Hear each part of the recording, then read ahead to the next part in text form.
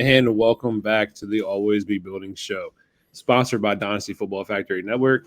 I am Stephen Chalmers, joined as always by my partner on the right side of the screen, Ryan Odell. Delly, say what's up to the people. What's going on, everybody? Welcome back to the show. It's been too long. My life's just been complete chaos the last month, if I'm honest, since the start of this month. But I'm through it now. So from here on out, week 8 on, we're back. I'm finally through wedding, honeymoon, planning, chaos. It's all over. Moving in. So we're back to the normal shows. We'll be here once a week for you guys. Tonight we're always up front with our viewers, always have been, always will be. This is our first unscripted show on DFF. We're pretty good at it, though. To be fair, we did it for a year and a half before we joined DFF, so it's not something we're foreign to. So we're going to keep the show rolling. If it drags on a little bit, just hear us out. That being said, Steve, I think all we'll do tonight, just a week 8 recap with some... Yeah, week 8 recap, but tell the people, man, how's it feel to be a homeowner, married man, your honeymoon? How was everything? It's a little bit overwhelming, but it also feels really good to finally hit that point where I feel like I need to be at in life. It comes with a lot of responsibility and changes to myself, but I think it's all positive going forward. But damn if it's not stressful. Yeah. News on my front as well.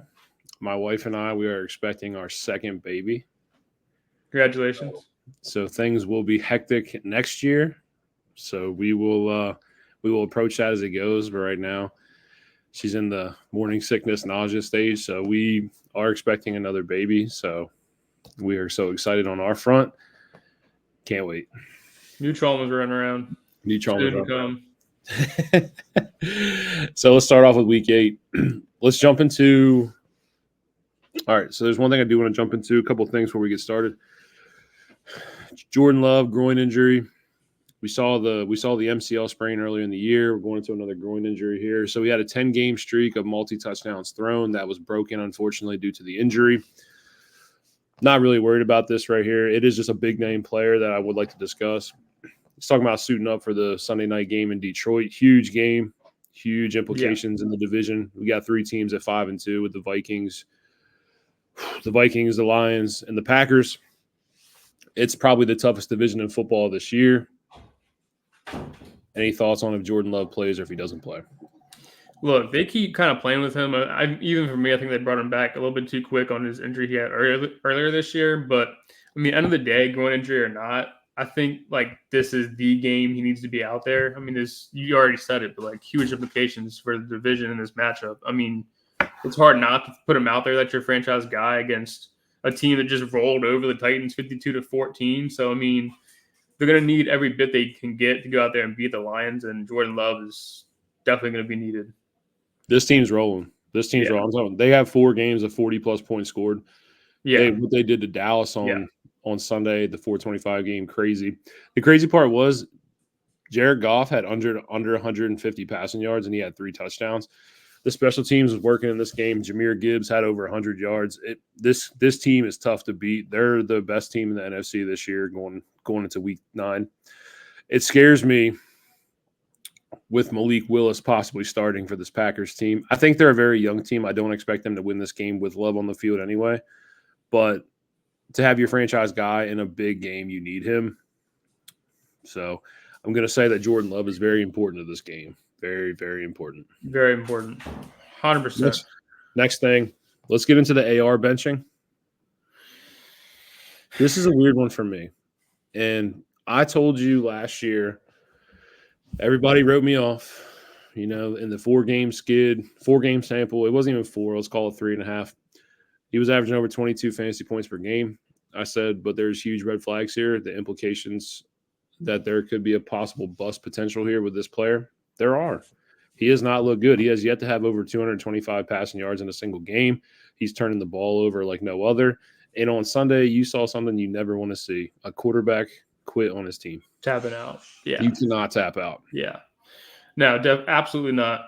But, I mean, I know you've been chirping, hey, Anthony Richardson has red flags, all this stuff. But, we have to remember, he played, 2.5 games last year, and he's been on the field this year as well.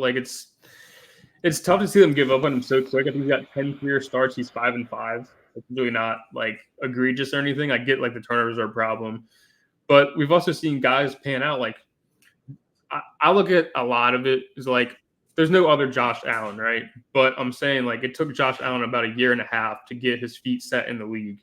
Now, am I going to sit here and tell you that Anthony Richardson has the capabilities to turn into a Josh Allen? No, absolutely not. But I mean, there's still room for him to grow. I mean, you keep the kid in there. He's 22 years old. He's an athletic freak. I think this is going to be like a mistake for the Colts in the long term. I think that the front office is going to get a lot of backlash for this, especially in terms of a quarterback that's 40 years old.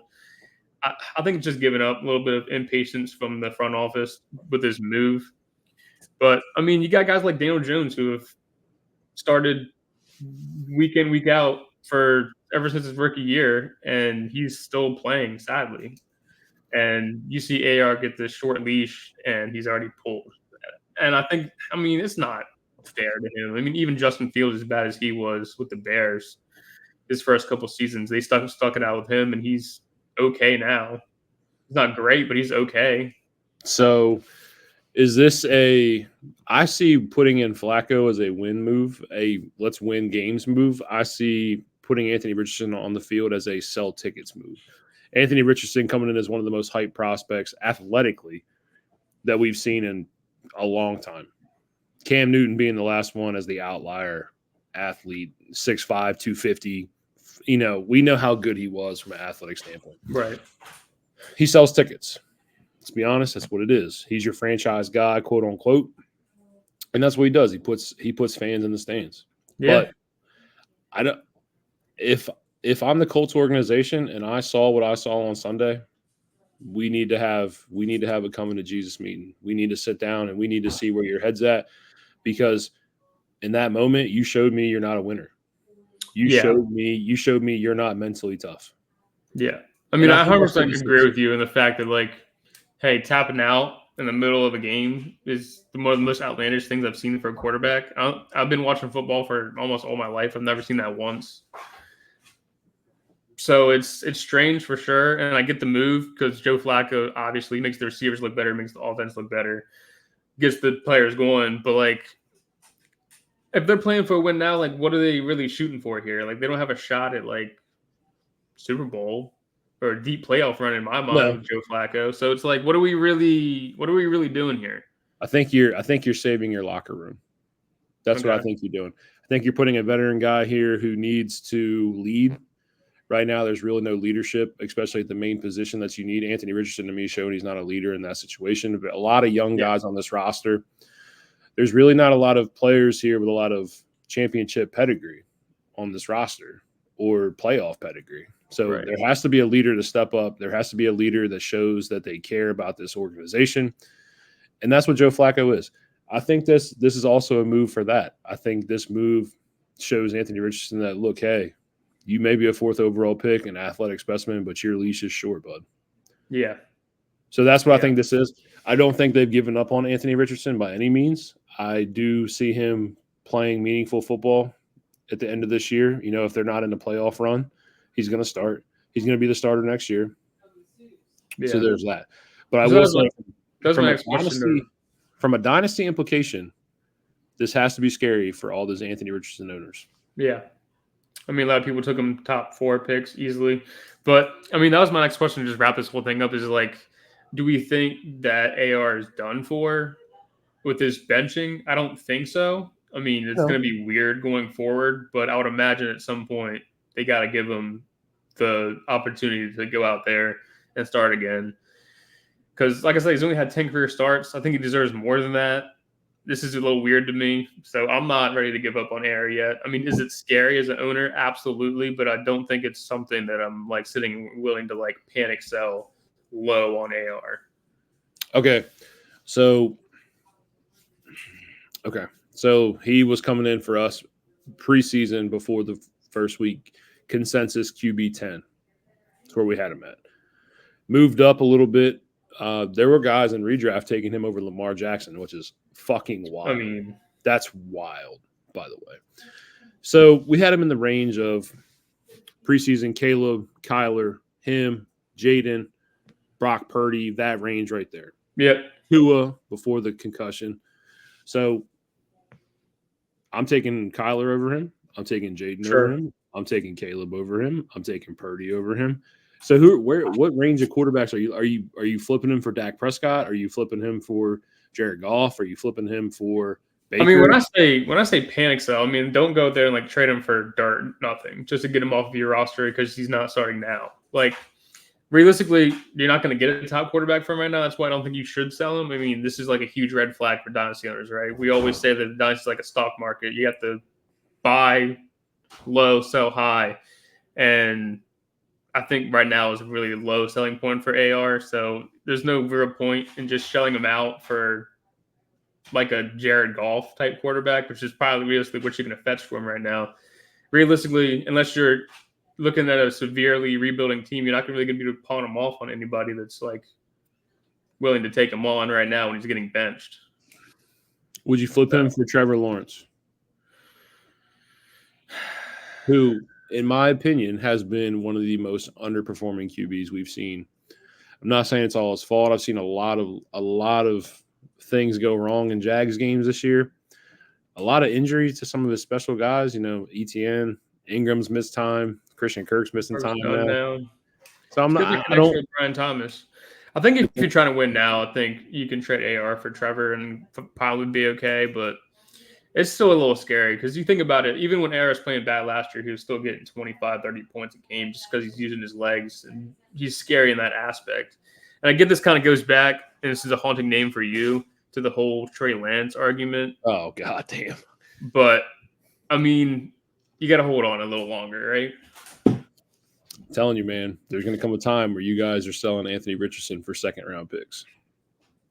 That's going to be rough. All right, moving on. We got anything else we want to cover? Yeah, Stephon Diggs, ACL tear. So with the Texans already being thin at wide receiver, Nico Collins being out for a 4-week stretch on the IR, thankfully he does come back next week, or he can come back next week.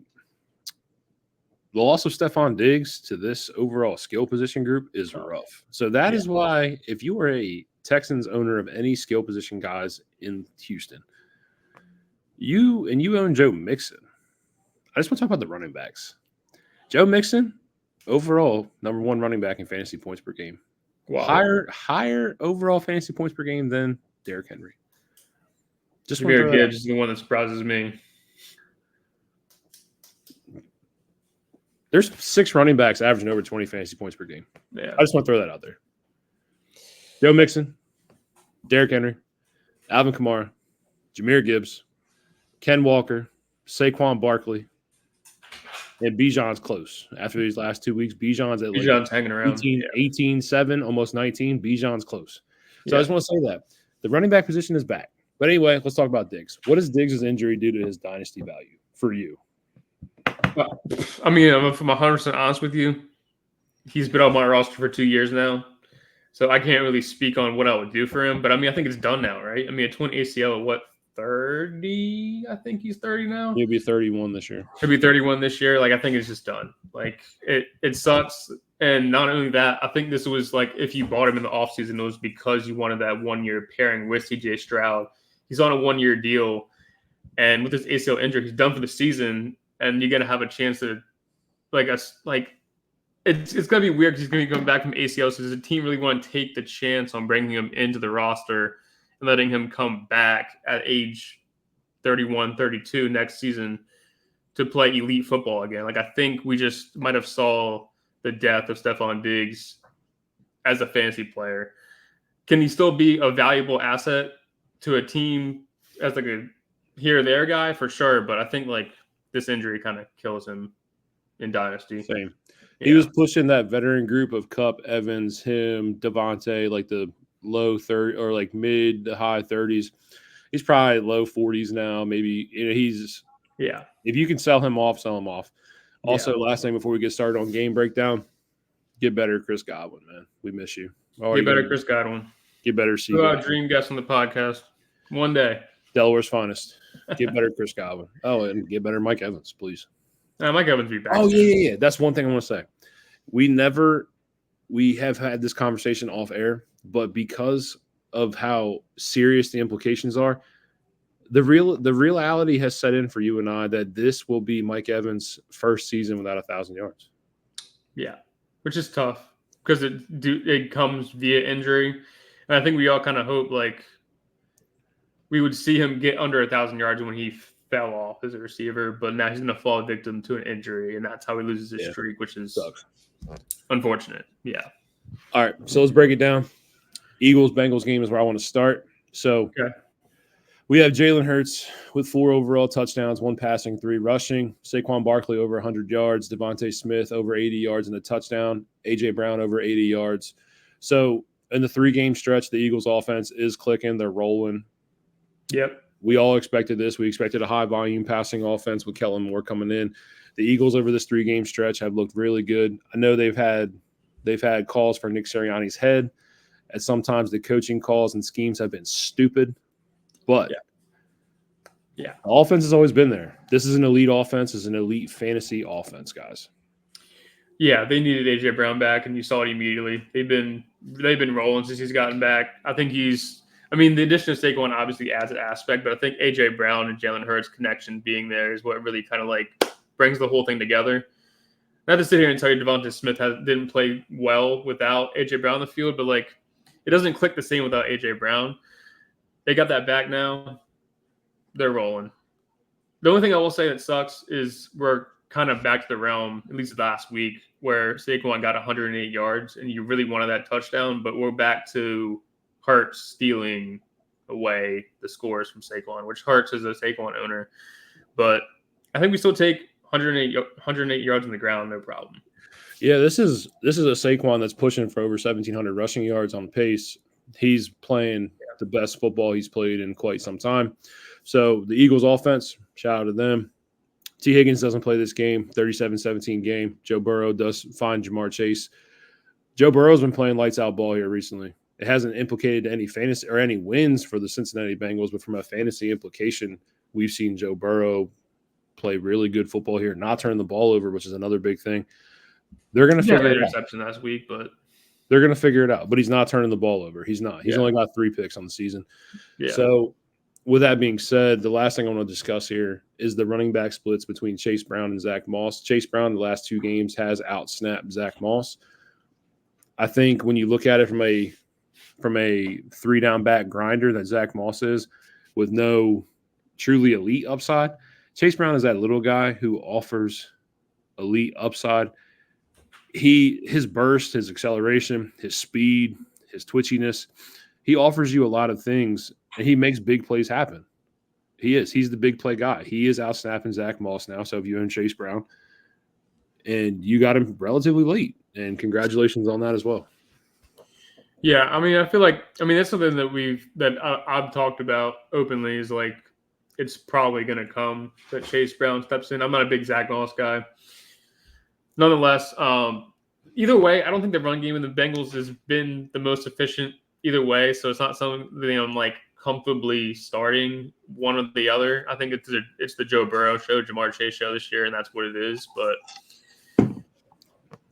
hey, if you're needy for a flex spot, I still don't think Chase Brown's the end of the world. I mean, he still ended up getting a touchdown, which I think salvages a lot of forgiveness if he only gets 50, 60 rushing yards. Mike Gesicki as well. 7 catches, 73 yards. Yeah, leading receiver for the Bengals last week, excuse me. Yeah, with the T. Higgins injury, which is weird, comes up on a Friday, pops up with a hamstring, doesn't play. Man, I don't know how to value T. Higgins. I love T. Higgins. I think he's a phenomenal talent. But, dude, this stretch of injuries for him these last 2 years has been absolutely brutal. He's been a sell for me for the last 3 years, so. Well, 2, I guess. But nonetheless, whatever. Moving on to one of the more interesting games of the week. I think the one that kind of shocked the world so far this season was the Browns coming in and beating the Ravens, which is whoa. Well, to be fair, Joe Flacco beat them last year, and he did it pretty convincingly. Again, this is one of his 400-yard passing games last year for Joe Flacco. Jameis Winston steps in. Quoting Eminem, whenever you quote Marshall Mathers, you can't lose. So shout out Jameis Winston for quoting Marshall Mathers. Comes in, balls, 300 passing yards, multiple passing touchdowns. I just want to say one thing from the offense. I believe that this adds another dimension. Jameis Winston has never been afraid to throw the ball and to let that bitch sling. He's Nope. not. Love Nope. Jameis Winston for this offense. I know you lose Amari Cooper, but a little bit of additional value for Jerry Jeudy. David Njoku is a tight end 1 for the rest of the season. He looks really good. Cedric And looked decent. He got 2 Cedric touchdowns. Tillman looked really good. Cedric Yeah. Tillman looked really good. Let's be honest. What we've seen from Nick Chubb so far, he looks like a shell of his former self in this Right. aspect. I'm not saying he can't get back, but overall, this passing offense is what's going to win the Browns games. Yep, I've been calling for Jameis to get a starting job back since he lost his job in Tampa. He's got it back in week 1. I mean, he threw the ball 41 times, but still it translated over 300 yards and 3 scores and a win against a pretty damn good Ravens defense.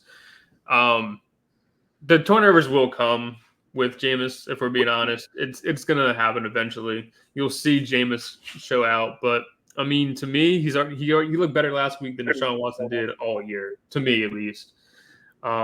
So, yeah, I mean, if you got any Browns receivers, I think just keep an eye on it. Tillman looked great. You might be able to even flag him off waiver wires. If you have, then keep an eye on it. But I think you touched on the only one comfortably I'm starting is David Njoku. I think he'll be back as like a high-end tight end 1 guy for sure. So let's go over to the Ravens side. Another MVP caliber performance from Lamar Jackson. Lamar Jackson over 250 passing yards, 2 touchdowns, almost 50 yards rushing on the ground. Derrick Henry, what's new? He scores a touchdown in a game again. Yeah, he scored in every game so far. He's on pace. He has over 125 average rushing yards per game. It definitely dropped after this. This Browns team is a tough defense overall. Only 73 yards on the ground, but still on pace at 115 rushing yards a game. He is pushing a 2K pace. He is. This might be the best season we've ever seen from Derrick Henry. If you bought in, congrats. Zay Flowers, back-to-back 100-yard games. Mark Andrews, touchdown in 3 straight games. that was going to be my big talking point of the Ravens is Mark Andrews after an abysmal start. I mean, I benched him for his comeback game, for his first touchdown game 3 weeks ago. But, I mean, he seems like he's back involved in this offense, at least in the red zone, and it's about time, honestly. It was getting pretty bad. I mean, you're still seeing likely get more yards than him, but at least they're getting him involved again. I'm glad to see Andrews back out there. I will say you're not seeing the target share that you thought you would see. That's probably No, done. he got 5 targets. That's probably done. But also, real quick, Deontay Johnson enters this offense as well. To the Ravens. I did want to say that Deontay Johnson to the Ravens.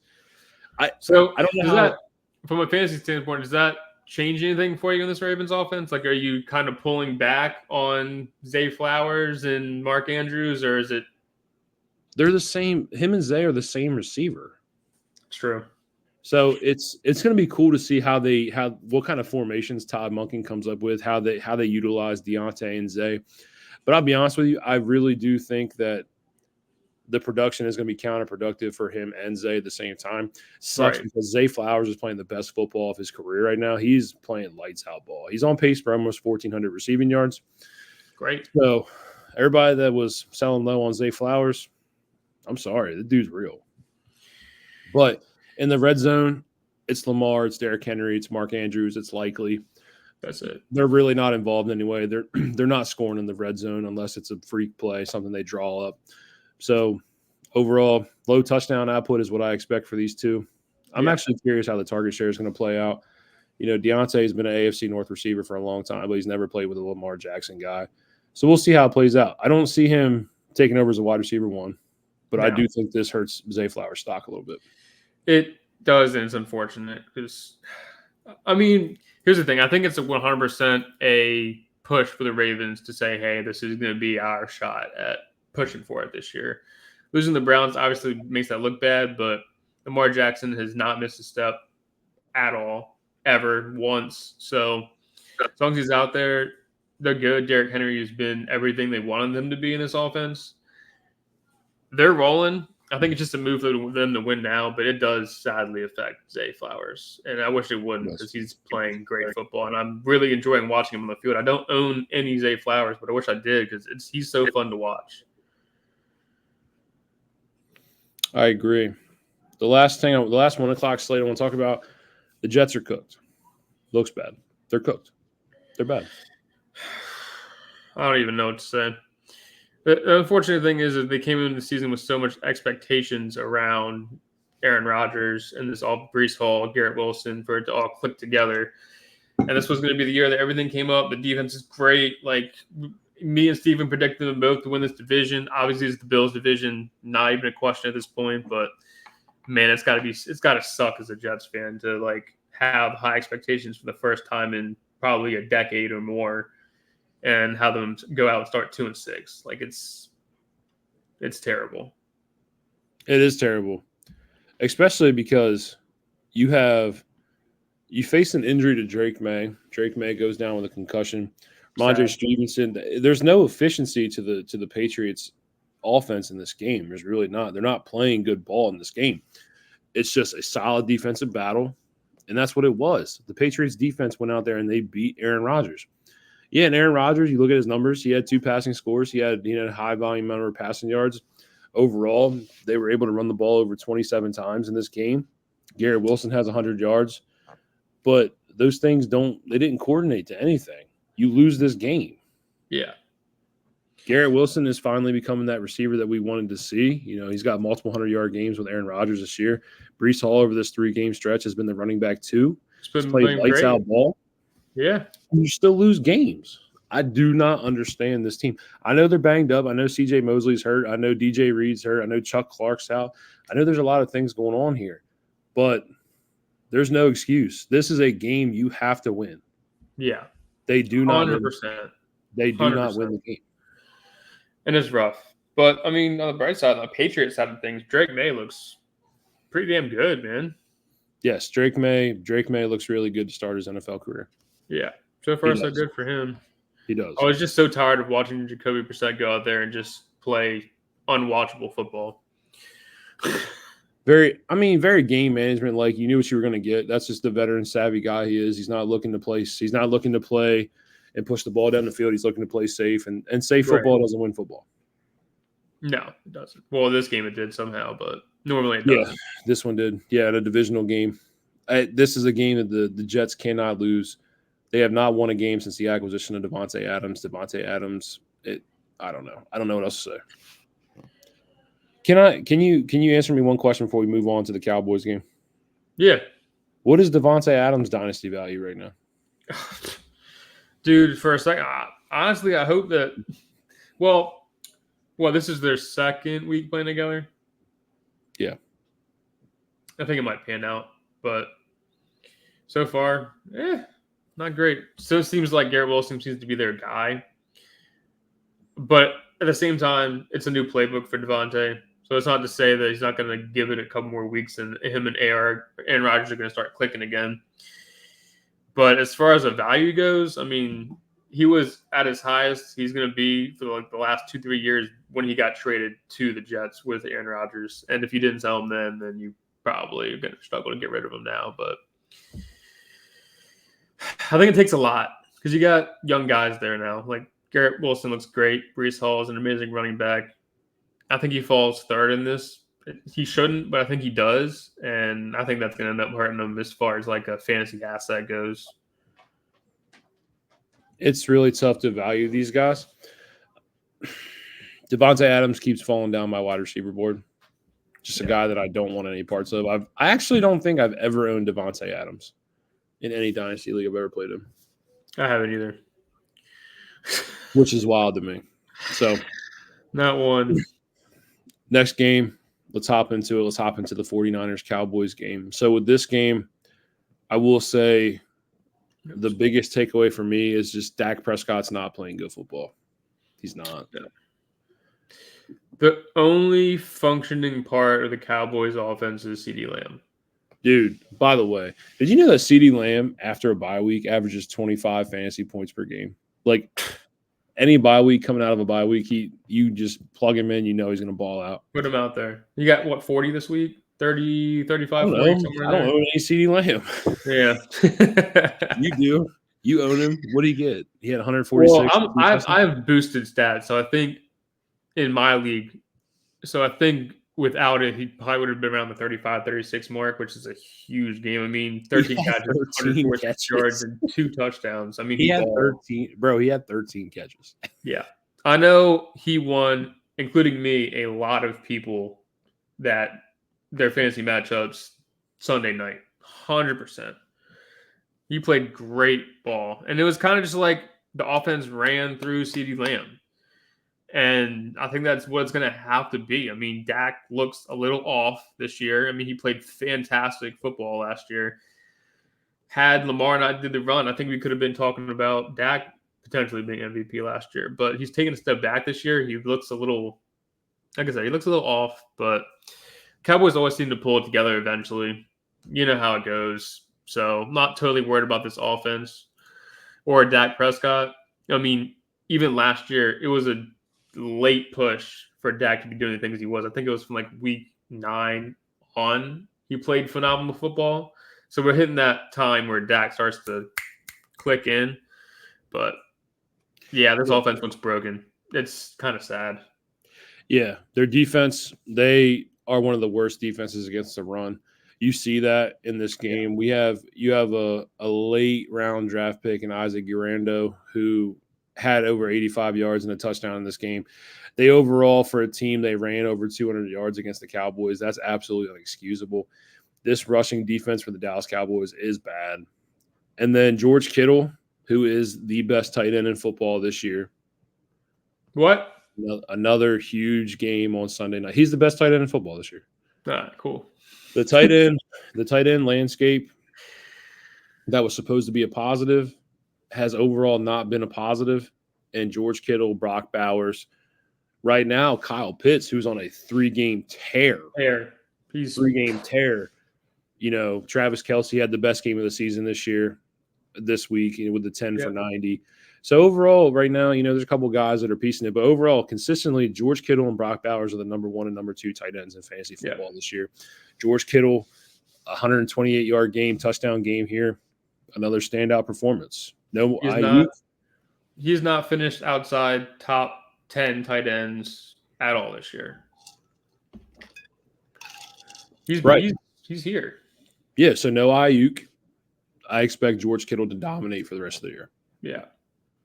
Especially until CMC gets back. When CMC returns, you can expect a little bit of regression. But the thing is, just to touch on CMC for a second, Steven and I have talked about it privately.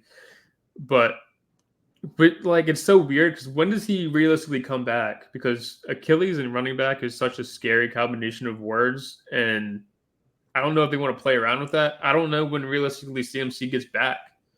They said they're on bye this week. They said there's a possibility. His practice window is now open. They said week 10 is a possibility.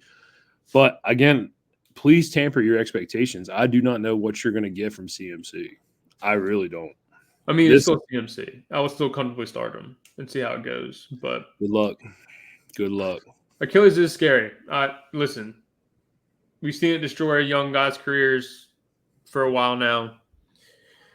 I just hope CMC can figure it out, man. He's just fantasy darling.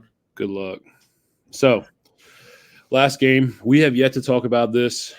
Russell Wilson takes over for the Pittsburgh Steelers at the quarterback position, who has played good football. Good football.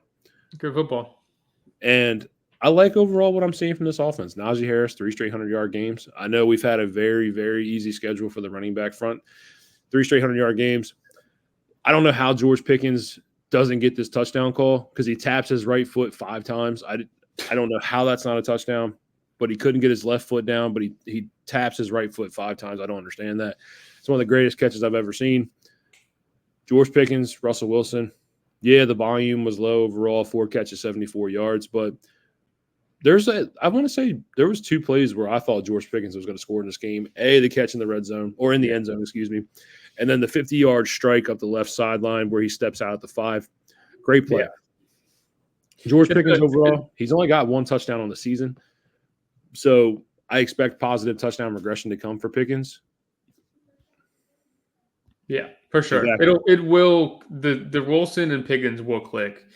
And I think I saw a Twitter post for it, but it's 100% facts. That is the most touchdown, untouchdown, non-touchdown play maybe I've ever seen in my life. Like He could not get that left foot down. It was about this far off the ground, but he could not get it down. He couldn't. Right, but controlled the ball all the way through the catch. Yeah. Like I said, he tapped his right foot like 4 times realistically. It Yep. was a great play. So overall, the thing about Russ, a lot of the throws are outside the numbers, which is what Russ really does well. We still are not throwing to the middle of the field, which is that's a whole offense. One call back on penalty. Yes, I did not talk about that, Chris, but yes, that did happen. So outside the numbers, though, which is where Pickens lives, I see Russ and Pickens having a phenomenal connection here. It's going to work. I love this pairing. I know in an Arthur Smith offense, overall, the volume is going to be lower. He only had 5 targets in the game, but 4 catches for 75 yards. Big plays waiting to happen for Pickens. When the touchdown regression corrects itself, again, I said George Pickens is a wide receiver 1 in this league. He is playing like a wide receiver 1 in this fucking league. Yeah, he'll pull it together. I'm not worried about that. Russell Wilson going forward, I know a lot of Steelers fans were calling for his head before he even touched the field because they loved what Justin Fields was doing. Do you think that Russell Wilson is the guy from here on out? Yes. Okay. So remember, I told you I want to see them both play. It was unfortunate with that calf strain to begin the preseason that we never saw Russ. It was a true QB battle. Yeah. And now, granted, we're 4-2. I thought the decision was weird when Russ got the call to get starts, but it worked out. It did. Yeah. It really did. And now that you've seen this, because Justin Fields did not look good as a passer, he didn't. His mobility saved him in starts. We had a 4-2 start overall. So you know what? That's fine. We now know who the better passer is. And I think we all knew. It just came down to making that decision. And it was tough to make that decision due to the offensive line issues that we've had, a lot of injury up front, which really sucks. I thought Russ was going to get killed back there. I really did. But so far, we've played okay. We've been okay. And I've been patiently waiting for Russ to get back. I think he fits Mike Tomlin's style of offense better than Justin Fields did.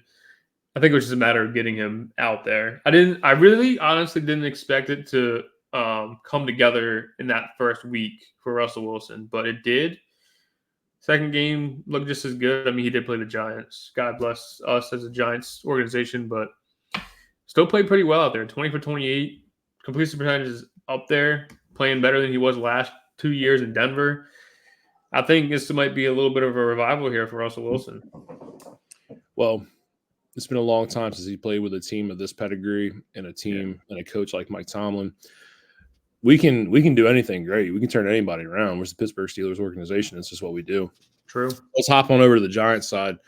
Well, hey, TJ Watt does steal this game. I just want to say that strip sack fumble. Oh, yeah. Night. TJ Watt is the best defensive player on the planet. Thank you. Yep. Don't feel like arguing about it. Malik Neighbors, 13 targets, 7 for 71. Darius Slayton had a 100-yard game as well. But Malik Neighbors still eats up this target share. Eats it up. He had some tough drops this game. He did. It was a tough game from Malik Neighbors. Had some tough drops. It was one that could have been a touchdown. Easily could have been a touchdown. But drops it. But I think, we have a new star in the Giants, and I don't want to, glaze over him whatsoever. Tyrone Tracy Jr. has been playing great since Singletary stepped out for one game. I think he's going to be that guy for us going forward. Now, we're going to have a top pick. We're going to have a high pick in the second round.